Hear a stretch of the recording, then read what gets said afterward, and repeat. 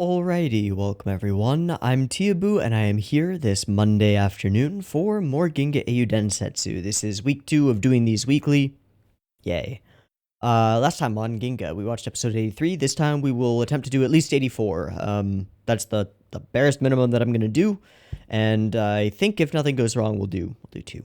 So, that should be good. You probably already know because you'll see it in the title, but whatever. I don't know yet. I don't know yet whether I'll watch 1 or 2. But last time on Ginga, our focus was mostly on, well, the aftermath.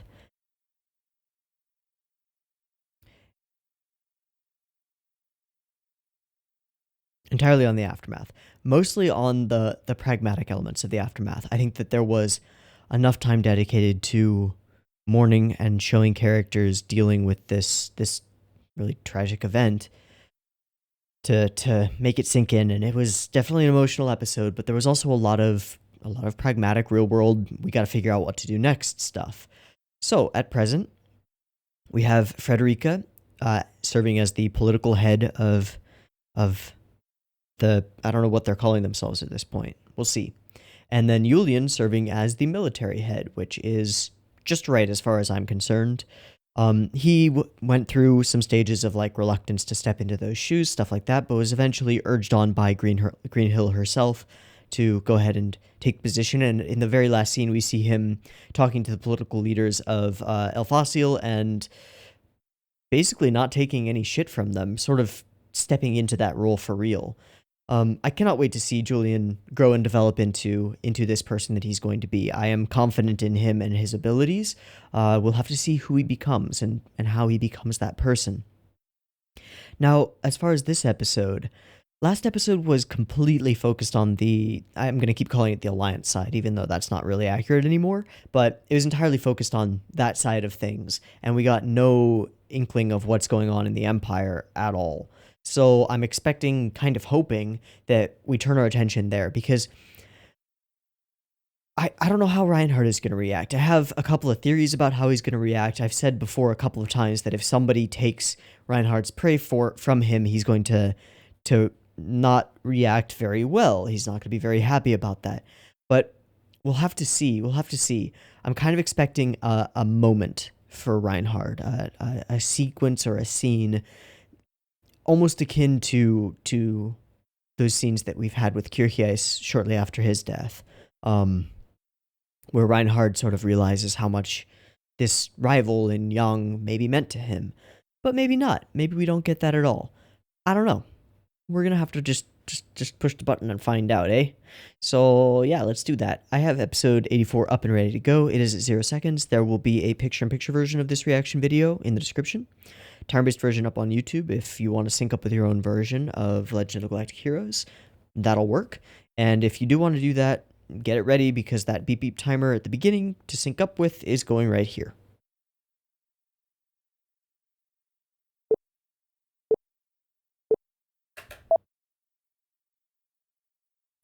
No OP again? Get the ED at the beginning? This is different. What are they doing? Oh. Okay. That makes sense. Oh, buddy. Oh, you don't look so good.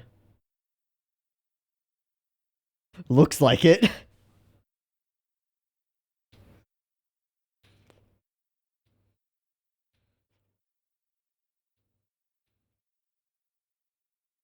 Yeah. Yeah. You're kind of dying here, dude. Oh. Oh, wow. He's just chugging that down. God damn. God damn. Mm-hmm. Sorry, Poplin.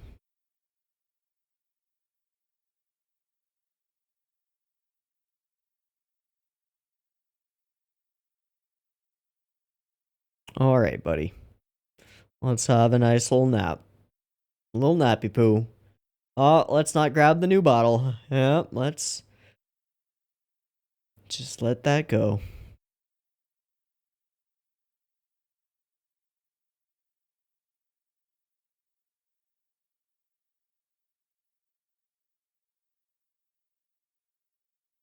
Huh?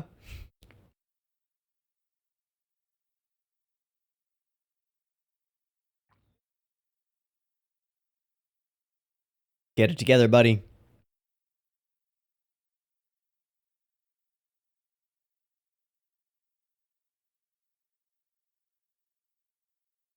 Thanks, Dusty.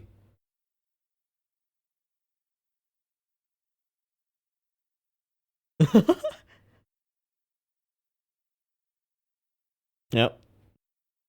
Ah, drunks. What are you gonna do?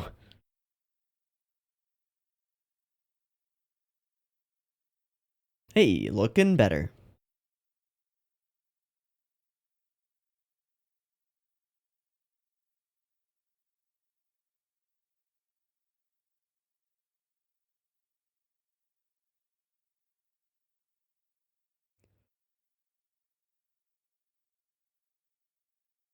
Thought about what? Oh.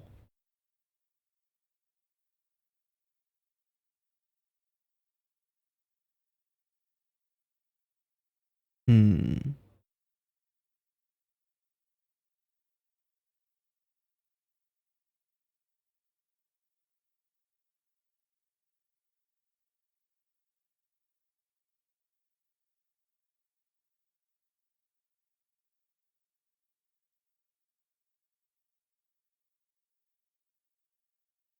Okay, so here we get the actual funeral.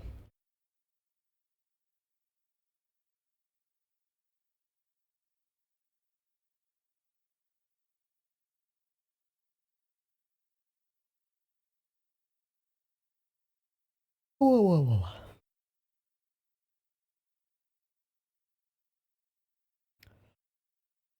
The announcement comes.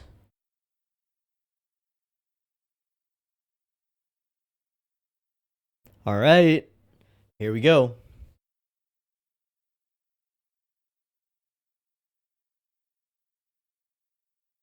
He looks so young. Yeah. Something you never imagined would happen, right?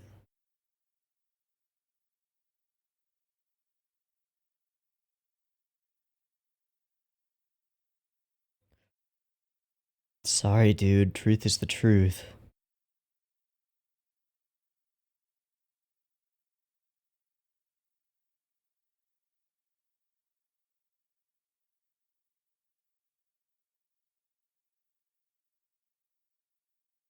Bingo. Bingo. Yup.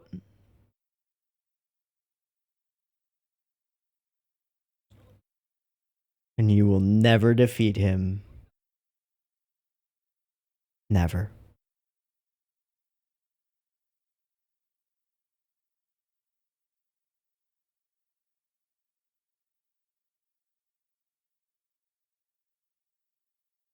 Her. Okay. And it's probably going to be Mittermeier.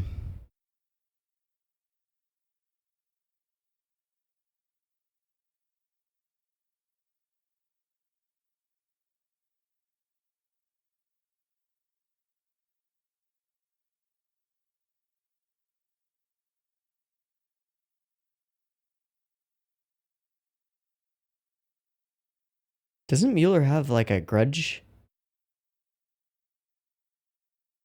A big grudge? Didn't he say something about getting revenge? Yes. Unfortunately, no.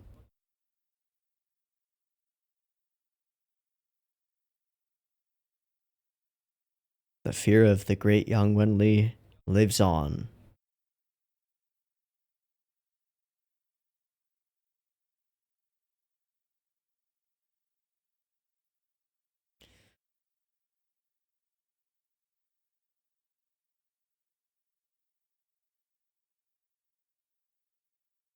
I wish, man. I wish. Alright, so they already know about that. Because he's not. Just Google him. Yeah, I'm sure he's got a Facebook page. Hey, it's public. Was.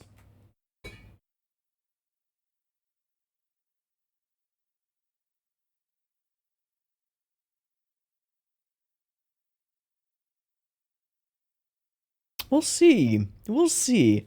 I got. All right, that's true. That's true. There was some unrest. I don't know about that. I don't know about that anymore.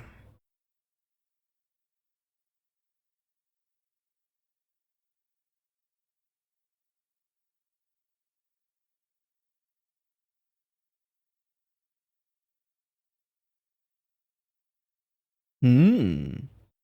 Interesting. So they can get some details. Oh, okay. They're not going to get any details.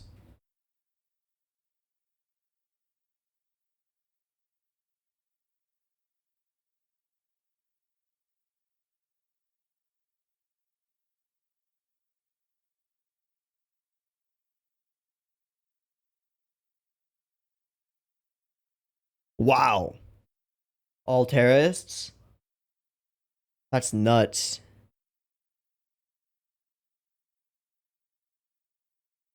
Everywhere.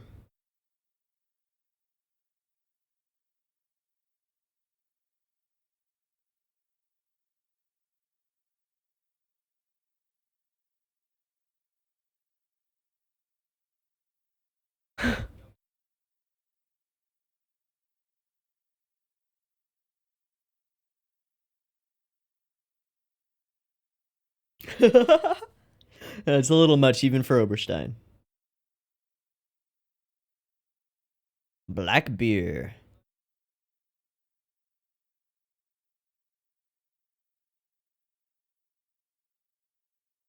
Correct.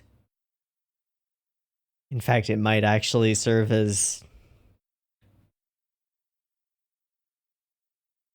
fuel on the fire.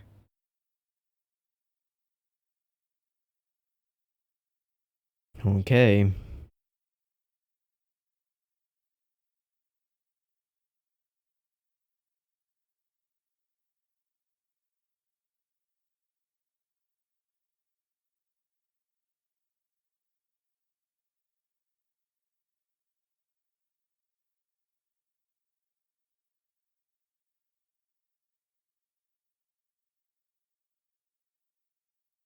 What'd you realize?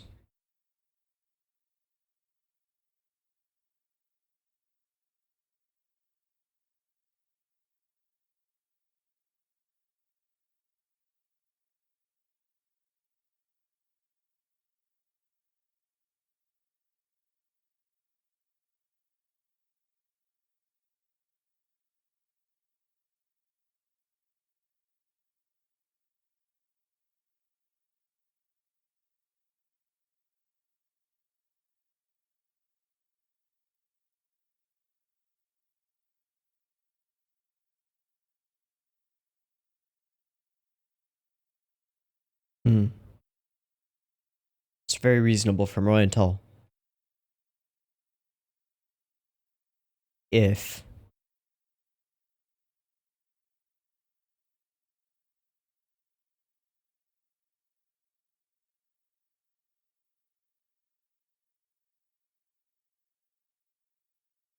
Huh.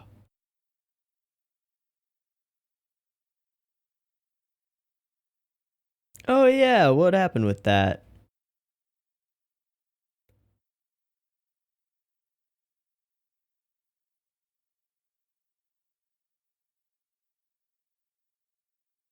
Huh.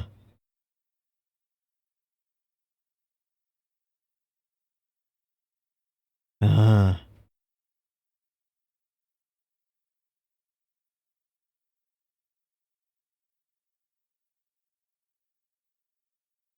Child doesn't inherit the sins of the father.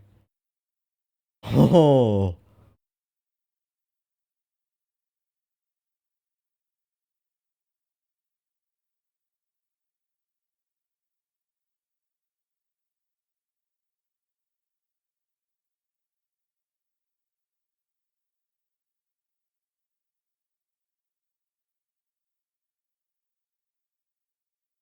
Hmm. That feels like an important moment. Oh, is the narrator going to confirm? They're gonna become enemies?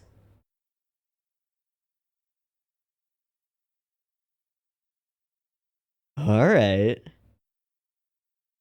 The way it's stated is that they just won't see each other again. But the shaking hands thing makes me think that they'll see each other again, just not as friends. Okay.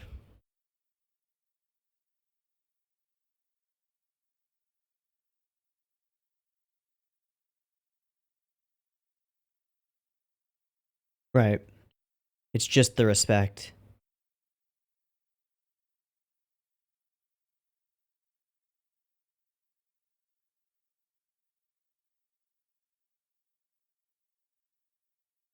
Glaring at the flagship. Oh, Royantal. You're finally gonna do something, aren't you? Who'd he send? Oh, right. So he did send Mueller.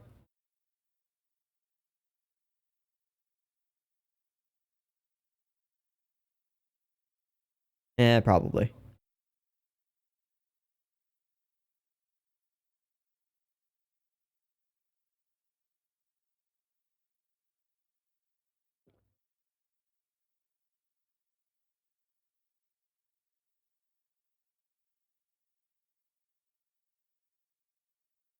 Very true.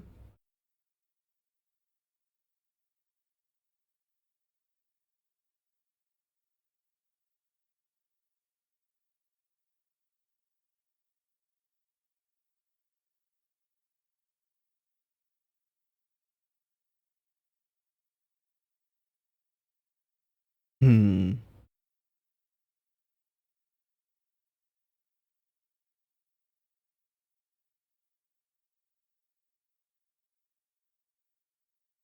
Cool flagship.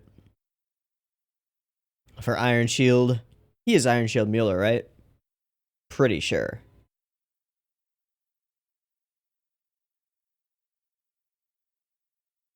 Ah, it kind of mirrors the previous meeting.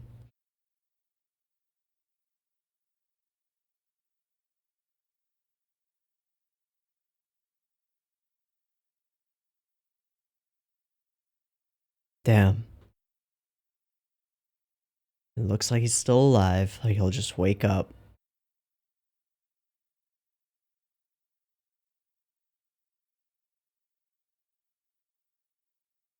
What's that guy doing? Just walking sideways.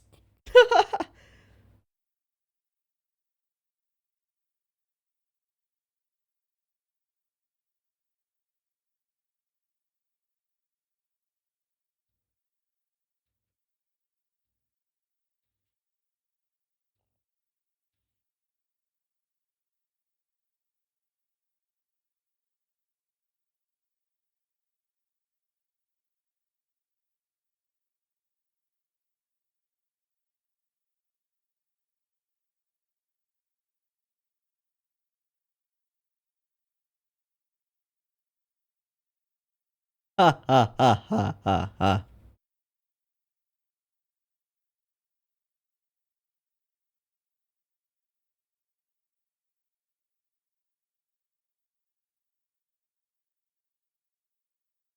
Changes nothing.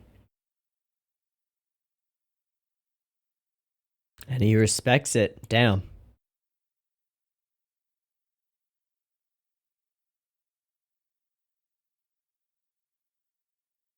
Back in the day. Way back.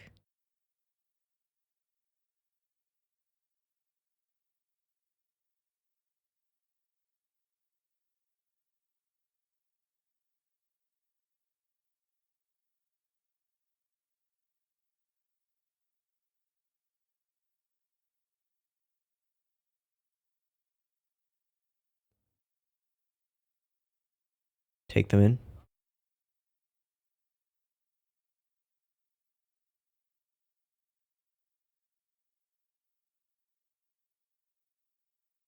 Hi, Shenkup.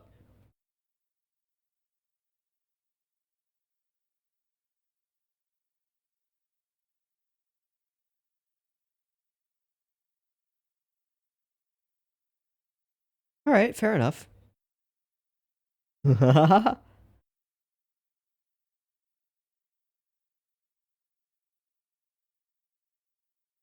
Thanks, Mueller.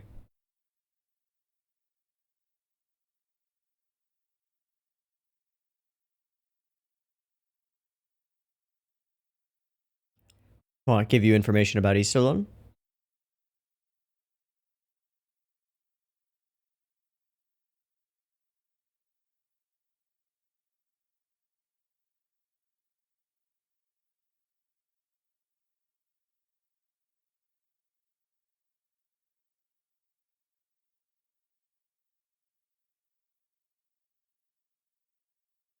Hmm. Until we meet again.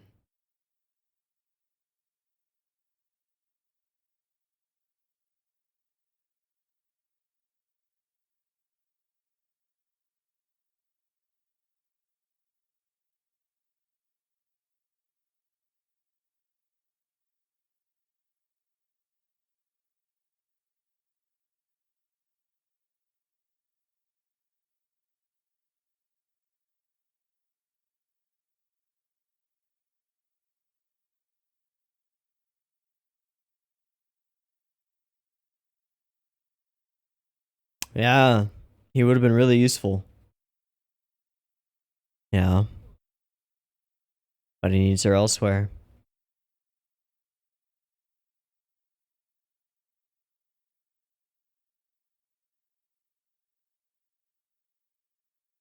Okay. She looks real sad about it, though.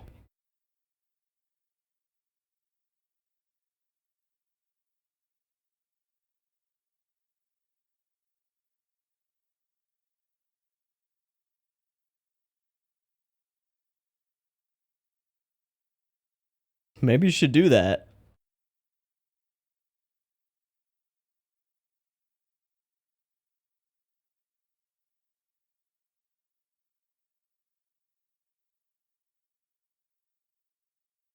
Okay.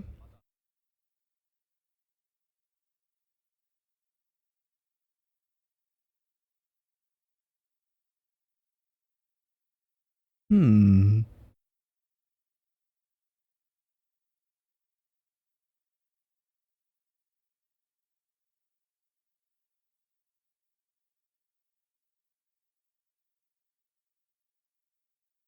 Oh.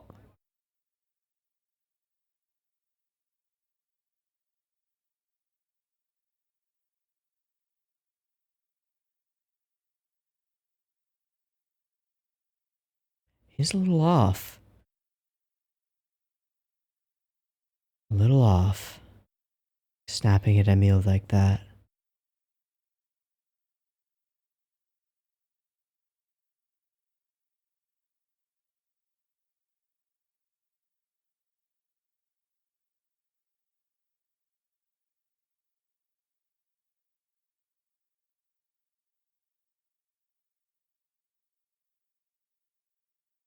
Hmm.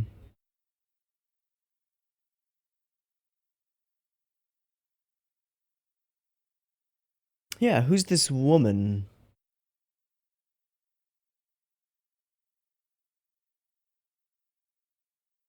I don't recognize that name.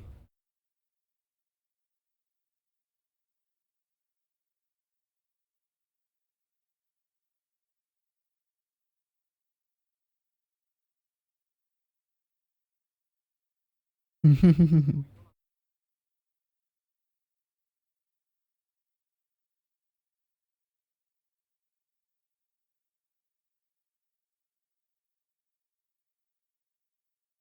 right, let's finally get Green Hill and let's do this. Yes. There's only one possibility. Right. Right. I am no god.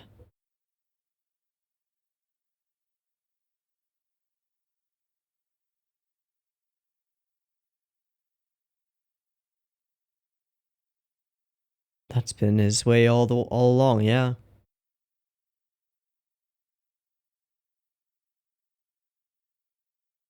Damn right. Hereditary titles, not a good idea.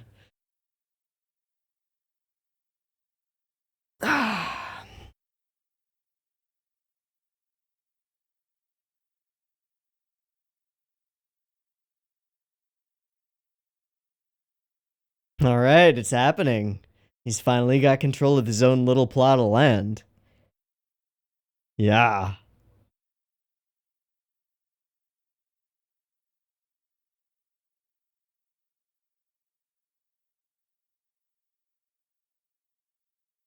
Hmm. Orientals getting ideas, and the blue and red contrast as they move away from each other. Hmm.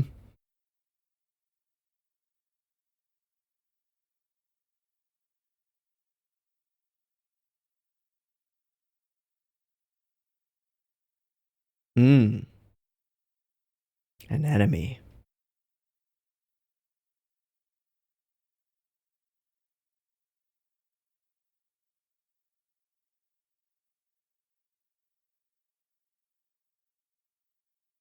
Depends how you looked at it.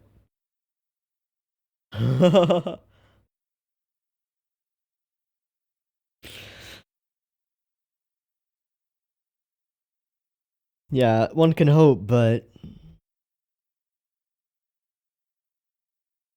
Hmm.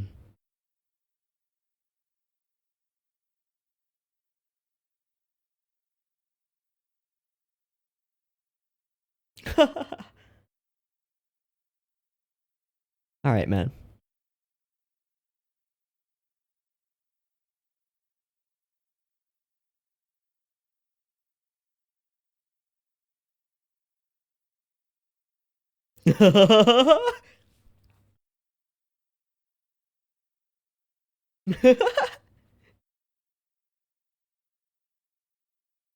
All right, Mittermeier. I love Mittermeier. He's so great.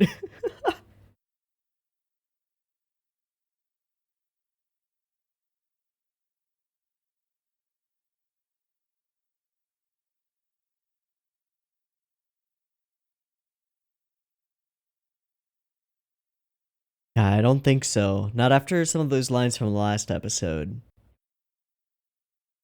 Yeah, exactly.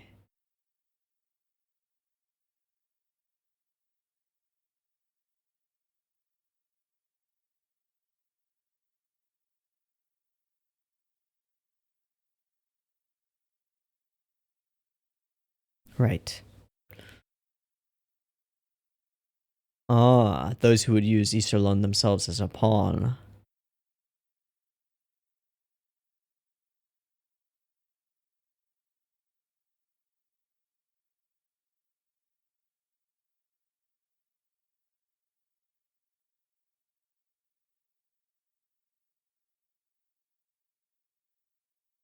A triumphant return in disappointment. Wow.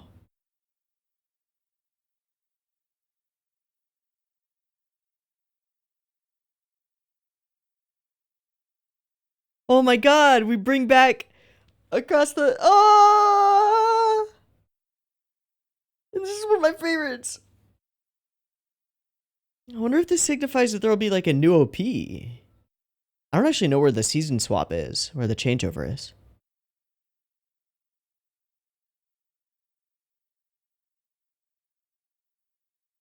And they walk together.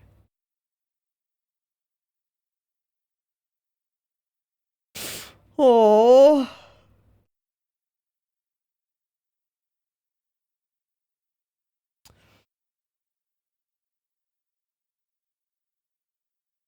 There's that guy that. Oh.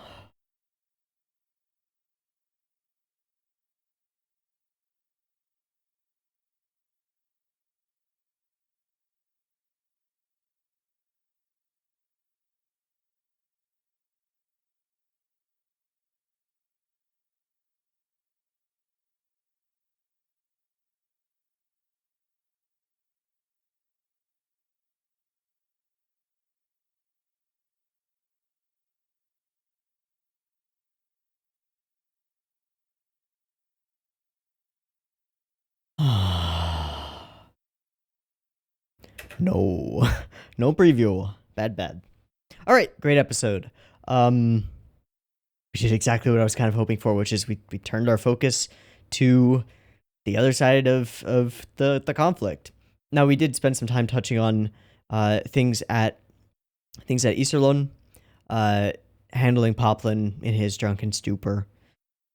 Man, that's almost sad, almost more sad than anything in the last episode. There's something heart-wrenching about the always jovial Poplin just like brought so low. Man.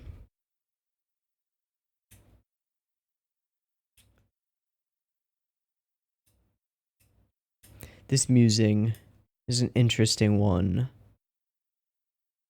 I think it might serve as a death flag, but I'm not sure. So the reaction from Reinhardt is pretty much what I expected. He is distraught, and he needs an enemy. He's not as angry as I thought he would be. He is initially just a bit, and he lashes out at Green Hill, and later he snaps at Emil. The way he's having difficulty eating, it's almost like what animals do when they like lose their reason to live. You could say that up until now, Yang has been a big portion of Reinhardt's reason to live. A rival worth fighting. I don't think he'll give up or anything, but maybe.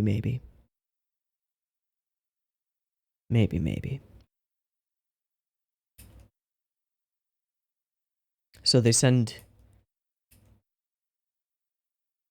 Mueller. Everybody's discussing this, thinking, is Yang just playing a trick on us or whatever? All of the culprits were killed, and a big group of Imperial soldiers who were terrorists reveal themselves by committing suicide.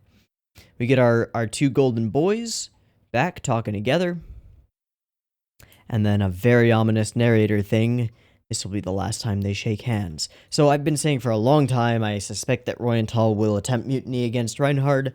I think he sees it almost as a duty, almost as like what Reinhardt is wanting him to do.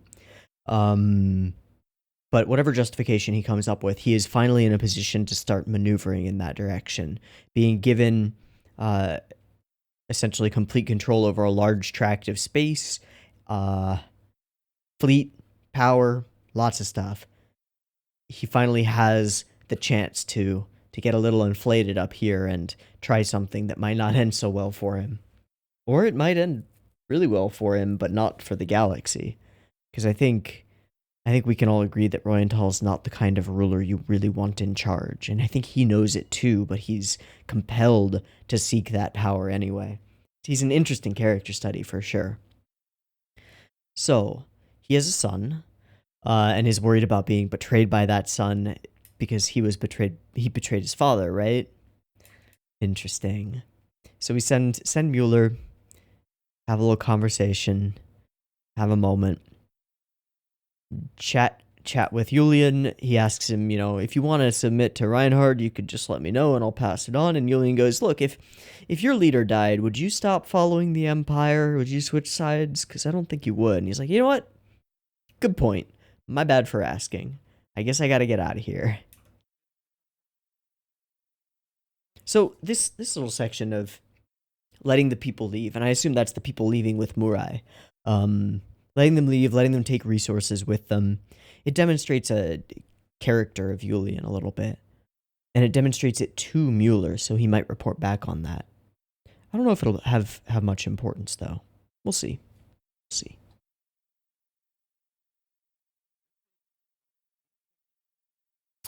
So then this last part of the episode is, in my mind, entirely focused on we got to get Reinhardt wiped up. There's this whole section of talking to this guy about getting a girlfriend, and like this guy talking about how Steinmetz wouldn't get married until Reinhardt did, and all sorts of stuff. We just need to make this happen, all right? Like Hilda needs to. They need to, they really need to, yeah. So hopefully we get that soon. I'd like to see that. It'd be fun. We'll see where we go from here. We've got Mittermeier heading home. We've got Royenthal heading out. Regardless of how this war has ended. But I don't think peace is coming to the galaxy just yet. I don't think so. I don't think that republicanism is about to collapse. If anything, I think it's going to be strengthened by this. Now, the one thing I do think is correct as a guess or an assumption about the state of affairs on Iserlohn is that some chunk of the like foot soldier class people are not super happy about Julian taking charge. They think it's kind of nepotism, kind of like only because he's his sort of his ward is he getting this job. And not sort of taking into account that the fact that he's his ward means that he's the closest thing to a replacement Yang Wenli that you could possibly get. So, we'll see if that boils over in any way. And if and how Julian has to deal with it, which should be the really interesting part. How does he respond to, not like mutiny itself, but a lack of desire to follow his orders? Should be interesting. In any case, I'm feeling up for it, so let's watch episode 85. Hold up. 0 seconds. Beep beep timer goes here.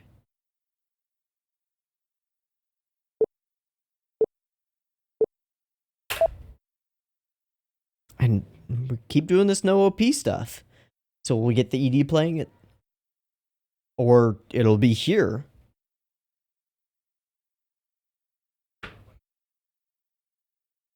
Oh?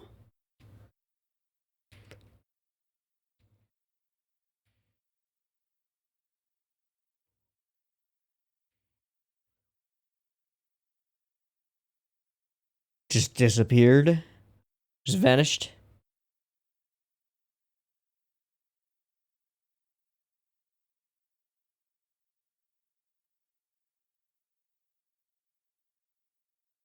Okay. No progress. Oof.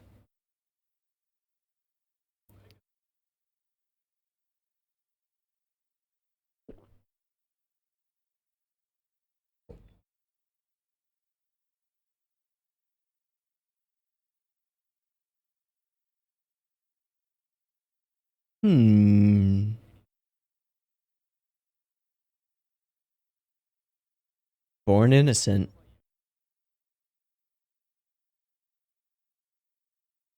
Oh.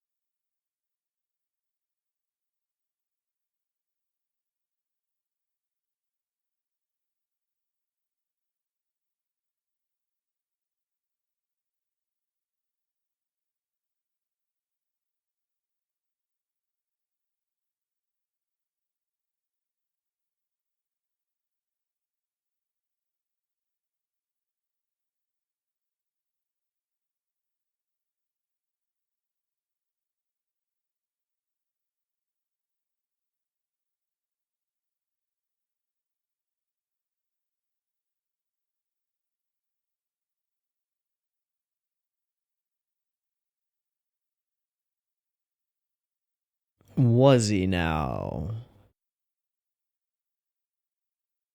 Was he now?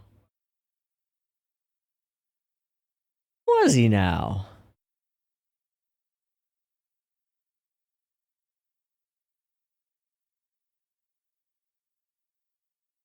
Lang got smart. Yeah. Yeah.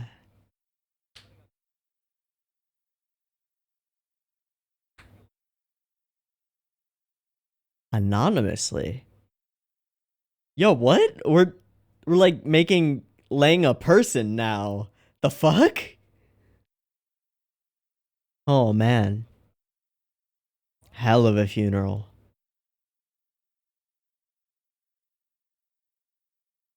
Hi, Lang.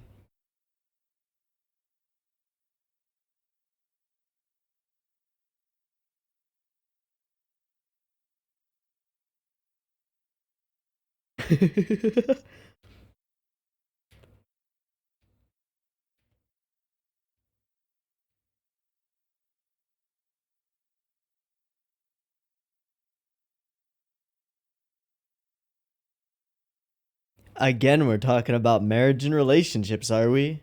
And babies.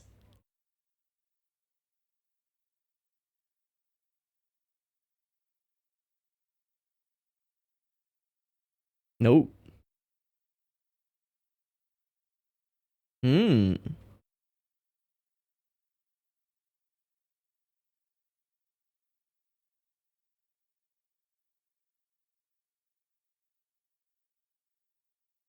Hmm.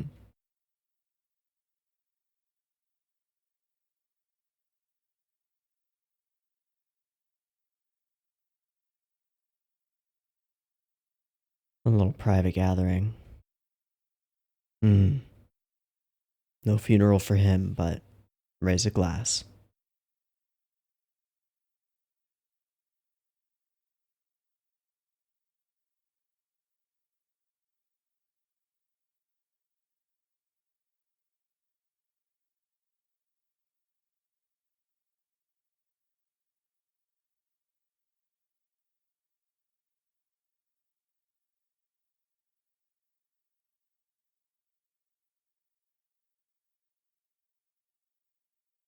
Not that easy.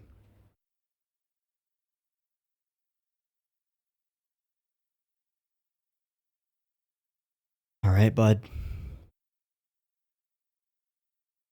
Yeah, they're being pretty suspicious.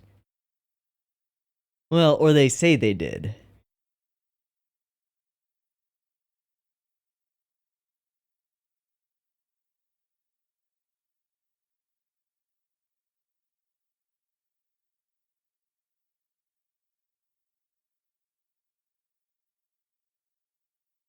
What?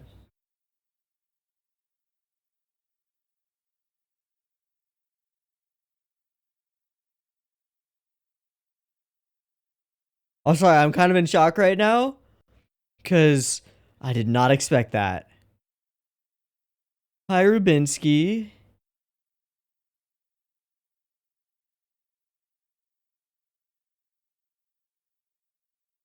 Uh huh.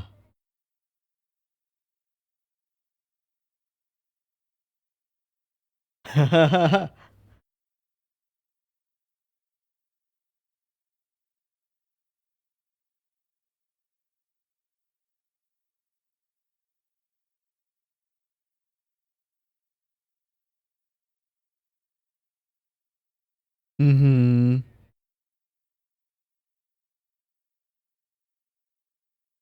Mm-hmm. Well, he did. About 3 episodes ago.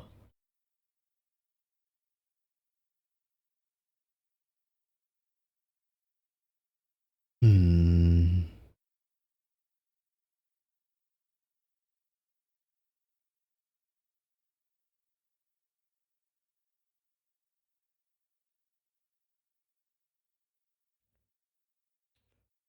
I'm sure you are.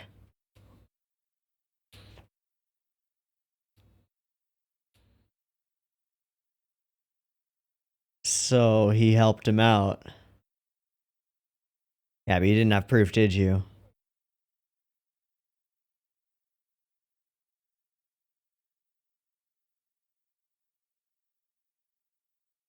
What the heck is that? Oh. Is that Elfride?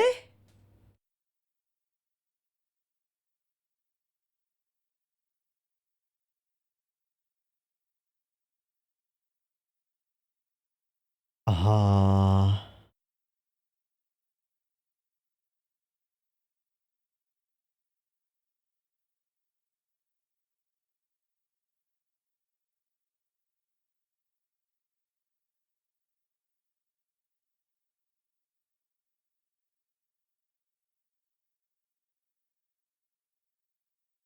Royal.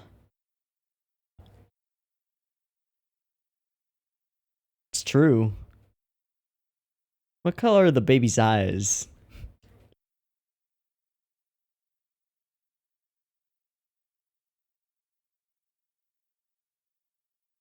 Oh man, that grudge is coming back. Oh, he wishes. Oh, he does. Ah ha ha ha.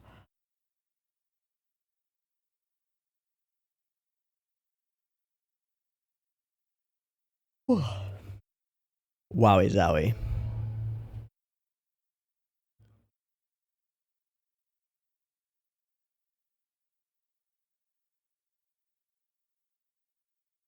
Please do.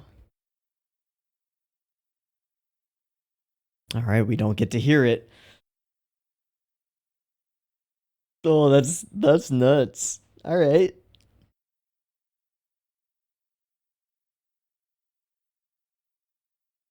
Hoodies.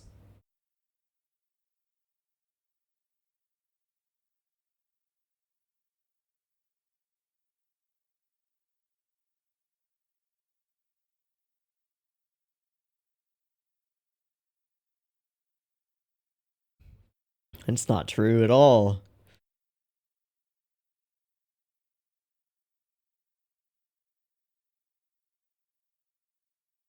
Kangaroo court, buddy.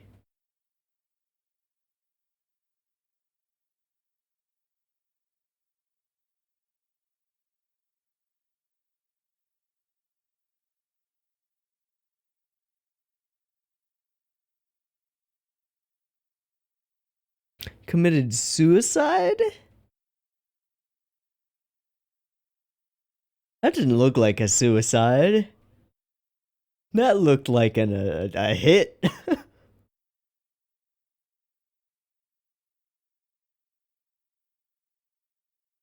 Uh-oh. Dangerous.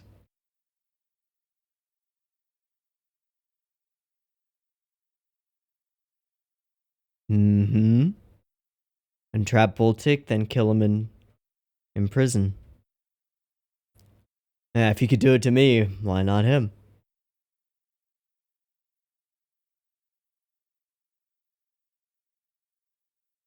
That's the fear.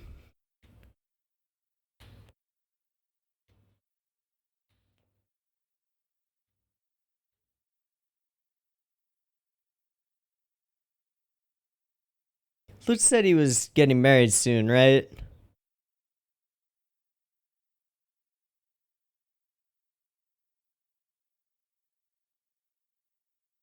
If he's getting married, his chances of survival just dropped. Wow, he has got body hair. I've never seen him look so relaxed. Looks like he just got done playing golf.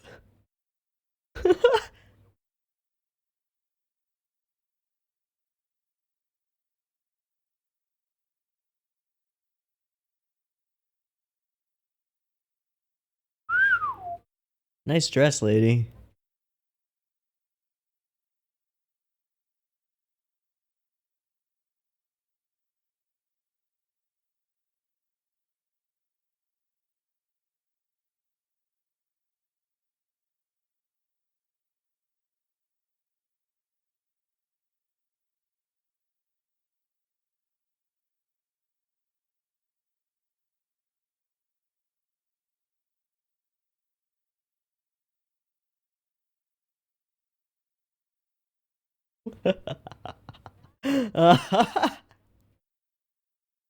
Now you've got dirt. Oh, that's so good. Oh, Rubinsky, I love hating you.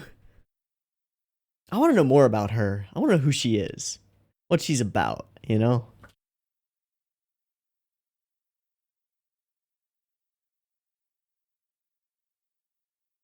Maybe we're getting that right now. Holy shit, no way. Oh my god, no way. I was about to say, is she harboring Elfrida? Oh, why didn't I say it?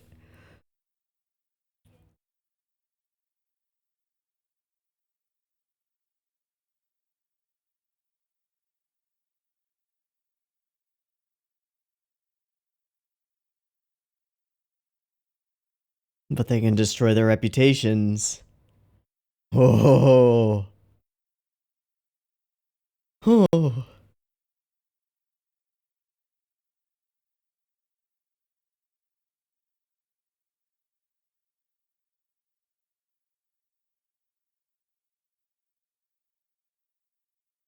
Mittermeier.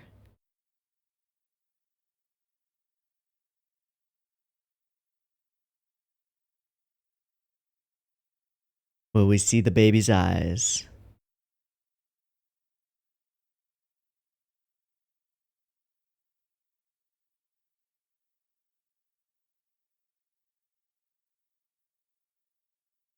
I love the softness of that actress's S's. Shh, shh, shh, shh, shh,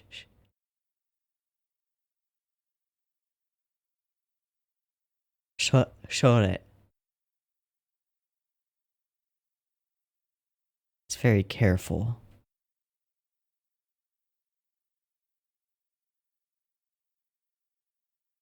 Who else do you have here? Did you poison Rubinsky? Oh.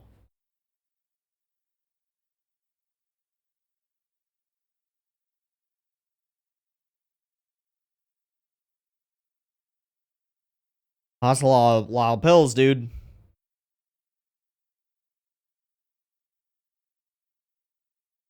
He doesn't have much time, does he? Huh.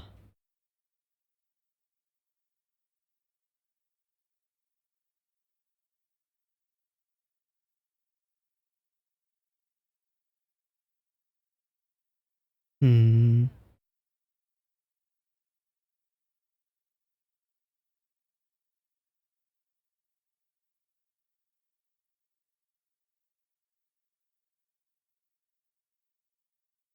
Damn, dude, it's not a physical problem, it's karmic vengeance.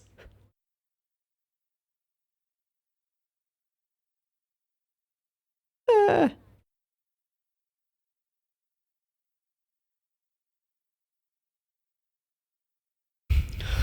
Reinhardt is sick.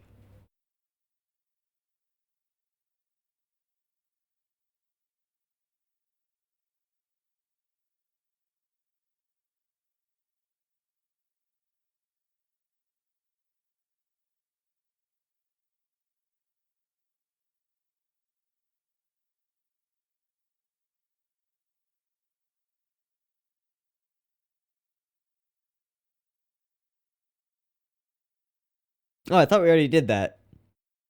I kind of thought we already did that. Weird. All right.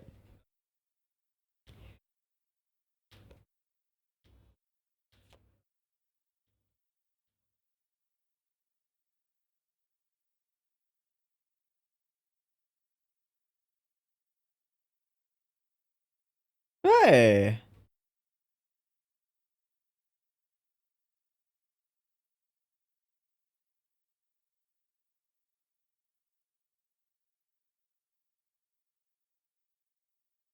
Wow.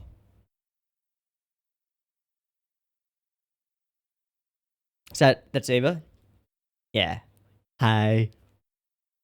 Oh, she's so happy. Can't get to see Mittermeier again. Aw. Please don't let anything go wrong. Oh yeah, the Count. He's a cool dude.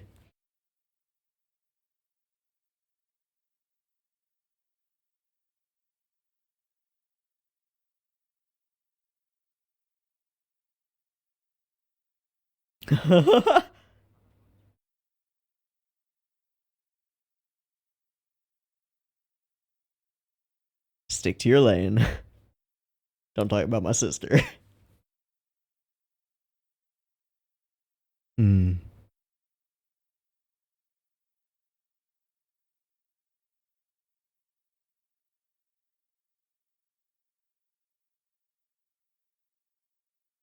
That as a response to her question about Grunewald? Interesting.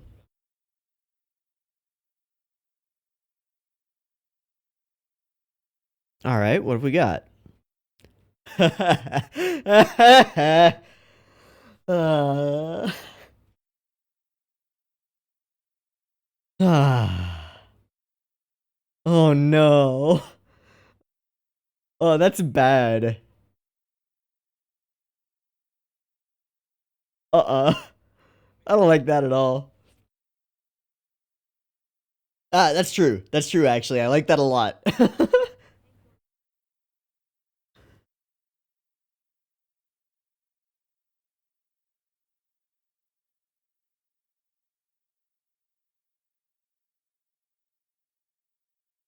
So what's his game? Mm-hmm.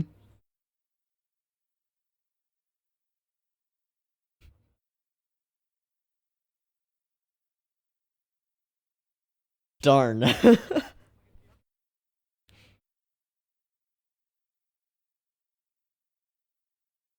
Shit. Yeah, there's no choice. Gotta let him do it. Alright. Royal and Trunit. That's weird.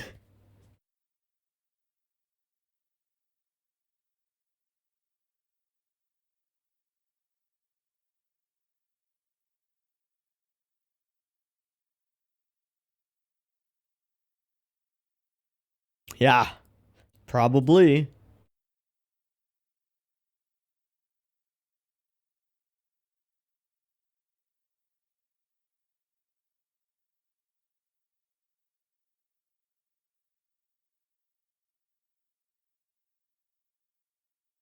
I don't think Oberstein. I think terrorists.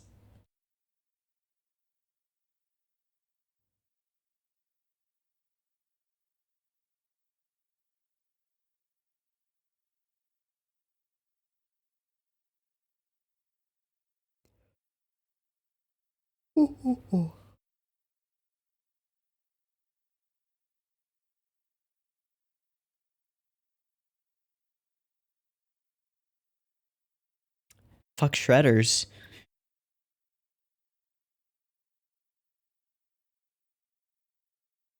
Yeah.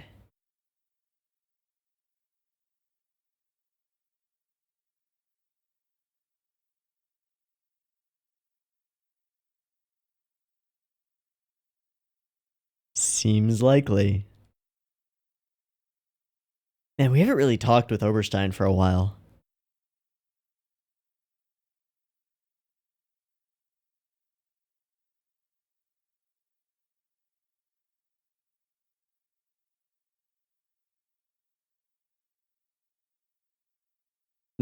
Define what you mean by clean, because that sounds kind of genocidal.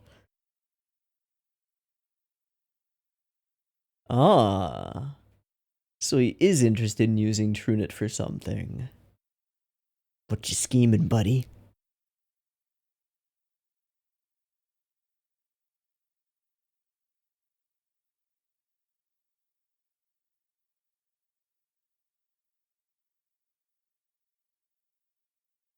Mm-hmm.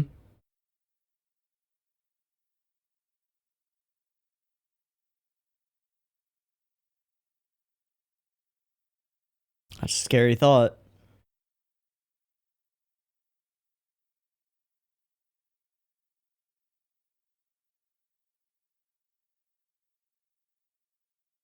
Who isn't dangerous? Yeah,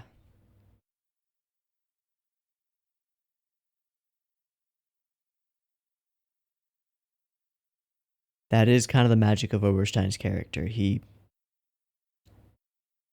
willing to do that. Fiddle, fiddle.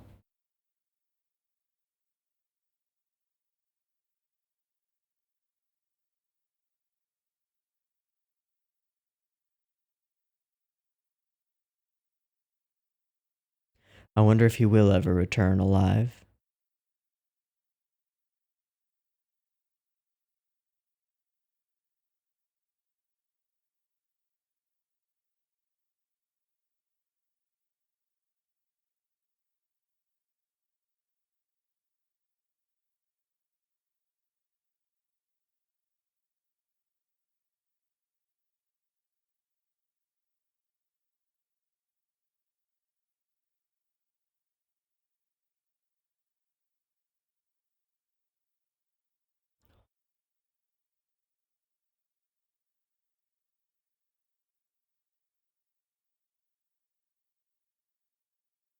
Wow. But she's the light to him.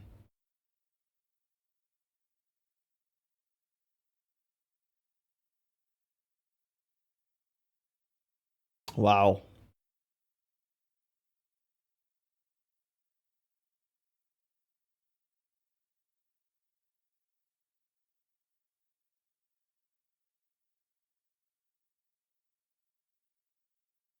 Wow, back to these core early motivations.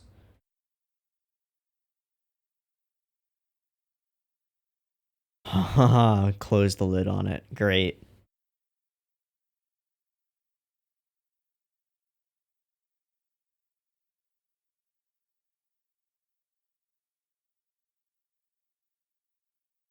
And there it is.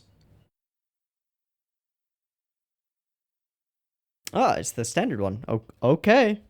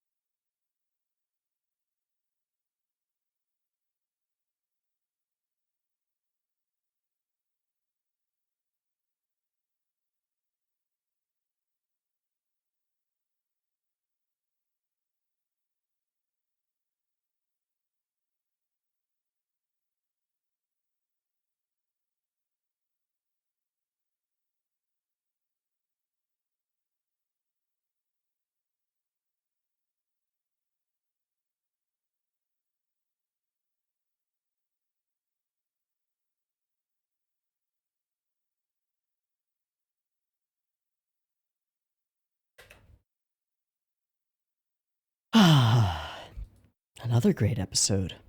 So we stay on mostly the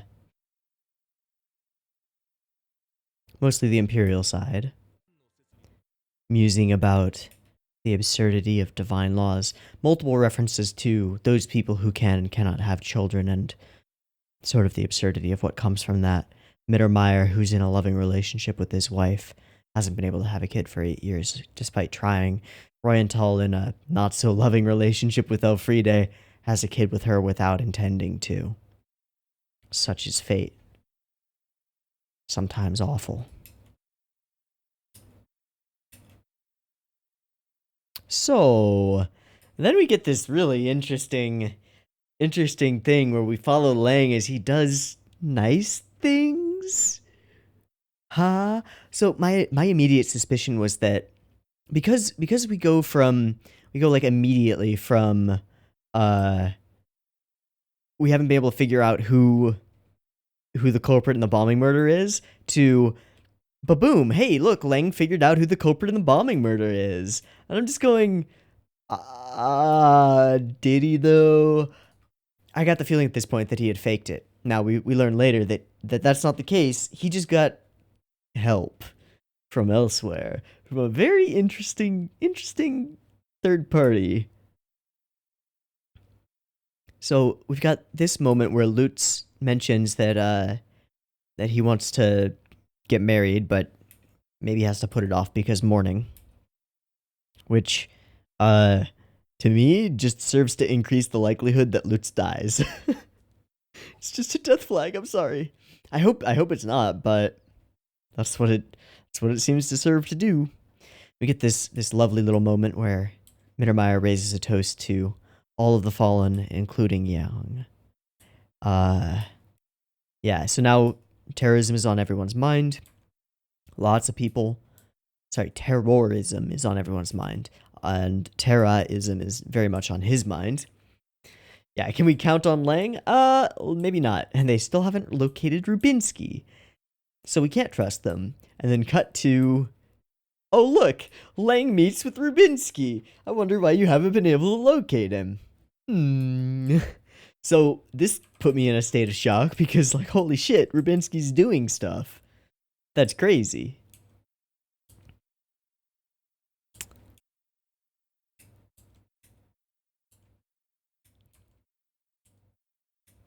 I'm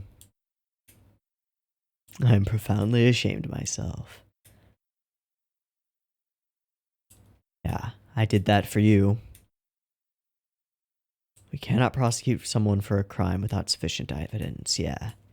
No longer the sort of SS way that you did it before. And then we've got Elfride, who he hates. Yeah, he knows her. But a useful tool. A useful tool.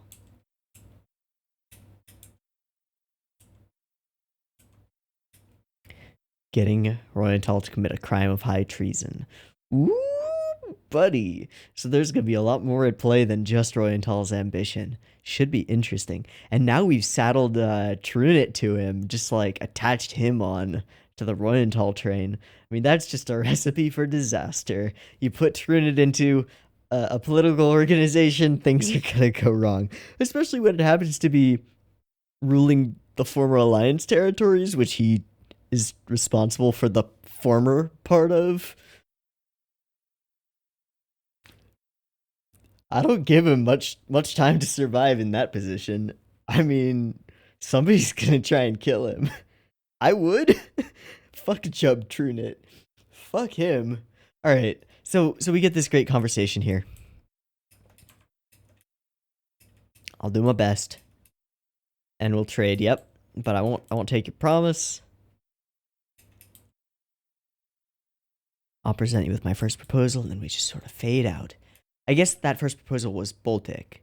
I assume that that's actually what's going on here. So, manufactured evidence seems likely. Also, suicide in prison seems unlikely. Because he didn't have any poisons to add to this soup. Committed suicide with poison in prison. Yeah, bullshit. Yeah, bullshit. Absolutely. So Lutz is suspecting it, and he's realizing that Lang is getting a bit big for his britches and has maybe a bit more power than we want, to the point where he just sort of realizes, oh shit, if Lang really wanted me out of the picture, he could do that. I should probably try and fix this before that happens. So that's great. And then we get this sequence and conversation with Dominic and Rubinsky.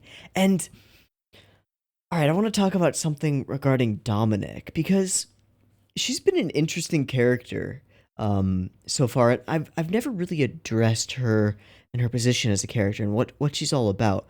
But I'm beginning to suspect something of Dominic.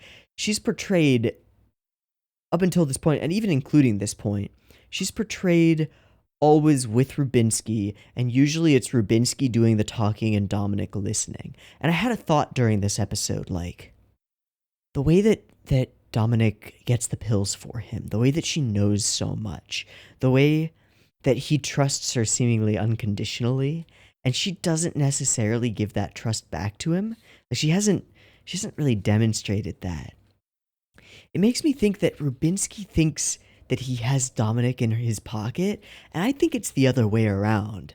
I think that there might be a cool reveal that she is really more of a mastermind than she appears, and that's part of the genius of her not appearing to be.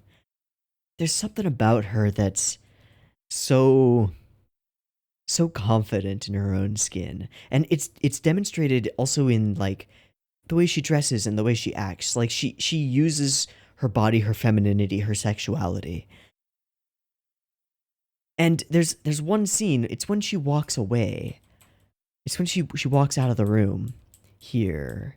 I mean, first there's this pan up, which is essentially from Rubinsky's position, where she sort of seductively crosses her legs and reveals a lot of thigh. Looks great. But then she's always Rubinsky's equal in these conversations. She's never written as though she doesn't get it. And then this line that Rubinsky says, "Do you really not understand, or are you just pretending not to understand?" Well, no matter, I'll just explain it anyway. Is also really interesting, because I do think that she gets it. I get that feeling that she knows way more than she lets on. I don't know. But this moment when she walks out of the room, right, she gets up and walks out, and then Rubinsky's eyes follow her. There's something to that. There's some power there that she has over him. It's weird. I don't know. And then she's got Elfriede here. And they speak.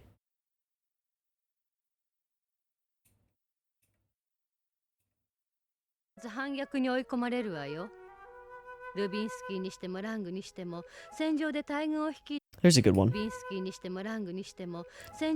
Yeah. Listen to Senjo, that word. Do you hear the sh in her s's? It's cool. And the reason that I caught it is because it reminds me of something that I had trouble with in early Japanese classes. I remember distinctly trying to say the word sushi the way that my Japanese teacher, who was Japanese and actually spoke relatively little, pretty broken English, the way that she wanted. And so I would say sushi, and she would say shushi, shushi, shushi. And I'd say shushi, and she'd be like, no, shushi, shushi. Be like, sushi? No, shushi. It's right in between. It's halfway between an S and a sh. But the she is she, but the sh it's an S, but there's a little gap between your teeth, so you don't create the sharp s. You create a sh. And I have to wonder if this actress is doing that because it's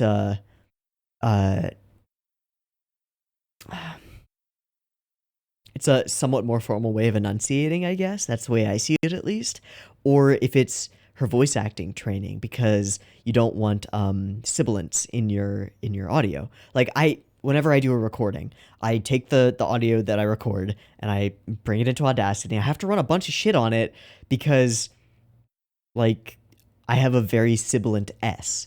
My S's hiss, and they almost whistle. It's just the way that my teeth are shaped. The way that they come together in the front creates a s that's very sibilant, and it creates a piercing, shrill noise. So for a voice actor, it's ideal to remove that from your speech.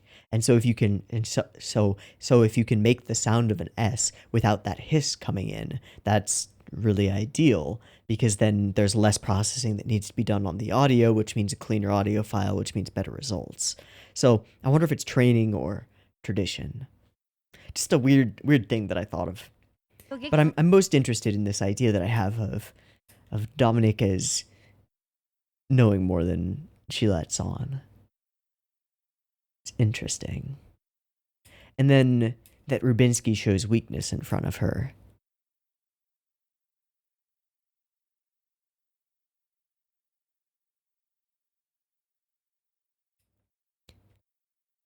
I was half expecting her to gloat a little bit, to revel in the power of holding Rubinsky's life in her hand. But she doesn't seem to be that kind of character. That could have been a really cool moment, though. But I don't think that's what they're going for, so okay. But I kind of expected it. I don't know. This moment where he shows vulnerability and she holds the cure. And beyond that, she knows about his seizures. She knows what's going on with him. And this conversation she has about a curse and an evil spell. Interesting. Karmic comeuppance. Possibly. And then he refills the glass. So then we're moving to Fazan.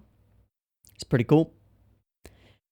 And then Reinhard muses and muses, gives Trunit an appointment that he was sure that he was going to turn down. Doesn't, because, oh shit, Trunit. He's crazy. And then Oberstein says some really creepy, ominous stuff about, like, let's clean up. And this guy's like, is there going to be a purging wind?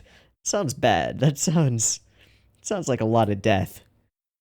Yeah, what will be left after we purge all of the everything? I will return to Odin eventually. We shall see. And then we re-explore some of this old stuff. You will be the light. When his sister stopped coming from him, that might have been the first time she was asking for his help. And he questioned his ability to. Interesting.